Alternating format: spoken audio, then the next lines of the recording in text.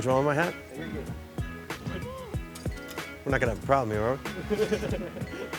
Hey, this is Aaron with Propelify, and I'm here with Ed Shea, who's the executive producer of the Innovation Festival and also my partner in the business overall. And so I met Ed, I'm not sure if you're aware of this, I was walking by the Rock the Barbecue Festival and sort of talked my way onto your event because I knew that we needed to build out a large-scale event, and I saw what a great job they did there and thought maybe this is somebody who could work with us here. And so, you know, a lot's unfolded in the last, it's probably been 18 months or so since we've gotten to know each other. I'm curious, like, you know, you do a lot of different things. Your plate's pretty full. What made you get involved with us? So I think that, you know, in what I do with my other festivals, really food and beverage related, and what you were doing with the New Jersey Tech Meetup and technology in general, I just see the bigger picture, and I knew I wanted to be involved, and I knew I wanted to learn it, and you know, I think we were meant to meet that day. You know, you got 20 minutes. I mean, we're spending like 4 hours together. Yeah.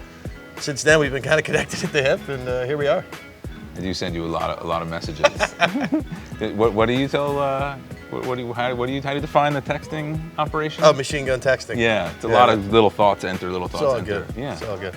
It's just, it comes out. It does. Would you define yourself as a technology guy? Or like before this event, my hunch is you wouldn't have thought of yourself as like a tech guy. But now that you see how we think of like technology and entrepreneurship and even innovation more broadly, you know, how do you identify with this group? I think, honestly, you have to do it humbly, coming from nothing and watching everybody do what they do. So listen, I know what I'm good at. I know what we're good at, and it's good to learn what everybody else really does, man. I mean, technology has no bounds. And you see it every day when these guys talk. Half the time I don't know what they're talking about, but you know, I learn. Most of the time you know what's going on. Yeah, no, but you learn and you watch and you watch the dedication of our team. It's awesome. What's something you learned from the event itself? You know, the 2016 first event. We should probably check bags before we let 5,000 people through the door and get yelled at by the police. That's probably one of the things. That's a good learn.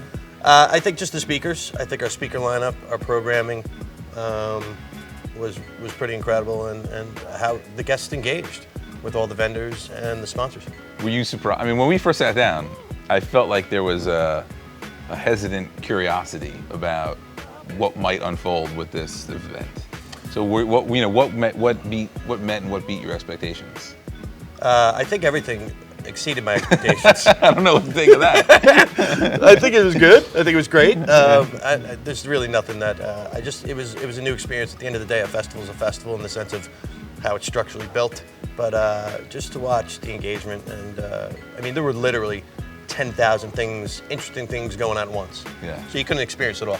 Yeah. But as much as I could take in as I was running around putting out fires, it was an excellent day. What are some interesting things behind the scenes, though, from a true production point of view that people didn't really get a sense of, you know, from looking at the event that maybe didn't go as planned or were learnings? Like, what are some things that unfolded the day of? Yeah, I think a big thing is speakers and artists, right? It doesn't matter how many times I've been on stage, they still have the bugs. They're still nervous, and you were.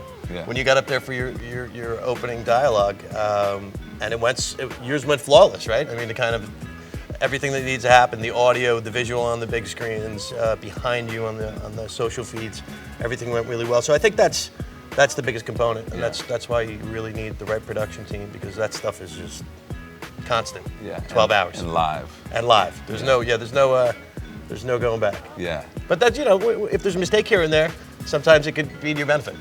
Yeah, I mean, it shows the human side of the show. 100%. Is there a speaker for you that stood out? Is there anybody who you loved seeing, or even maybe didn't love but thought was really good for us to have? Yeah, I really enjoyed James Ulch. Yeah. I think he's he's so different from anybody else out there. He sure That's is. the nicest way to put it. But He's a good guy. He is. He's a good guy. Really interesting. But there were so many. I actually heard, you don't know this, but I heard from James just tonight, who unfortunately is out of town this year's event. So man. Well, I'll see him at the next one. Yeah, you won't miss him. Yeah. What are something you're looking forward to for, you know, we have learned a lot. I feel like it's not a well-oiled machine, but it's not this like crazy, ridiculous disaster that it was last year. I mean, honestly, I'm sure you are and I am too. We're very proud of what we put 100%. together. But as a first-time event of this scale, in this space, with this kind of crowd, this wasn't, you know, a beer and wine kind of thing. Like, it was new for both of us. What are you looking forward to this year that, with what we learned from last year? I think execution, 100%. I mean, we executed really well for our first event last year, trust me. But there's always room for improvement. And as this event's going to be much bigger this year than it was last year, more execution. Yeah.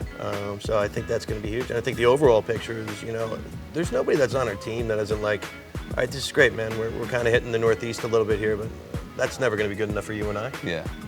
We should be thinking East Coast. We should be thinking state. We were talking about Europe and the interest that we're getting there. So I think there's just no boundaries here. Well, I mean, what's the future for your involvement with this? Like, why do you stay involved with this? What are you hoping to get? In 5-10 years, we sit down in front of the same setup. I hope we're having a nice bottle of scotch in the south of France because we had a nice exit. Maybe. I just want maybe before that part. Maybe like, before what does success look like for us? Regardless of the financial outcome. Yeah, what gets you psyched about the longer term piece of this? The growth.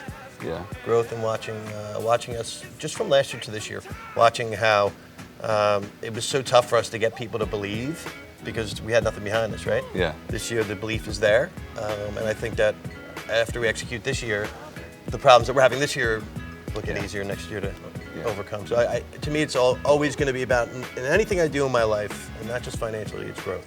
When you tell people that you're involved with this, when they're used to hearing you involved with food and beer stuff, sure. What's their reaction to this thing? What's Propelify? Yeah. And it took me probably a good 3 weeks to learn how to explain it. But we got it, man. It's we got something special, man. Cool. Yeah, I'm stoked. I'm psyched to have you involved. Yeah, but peace. All right, man. I think we're good.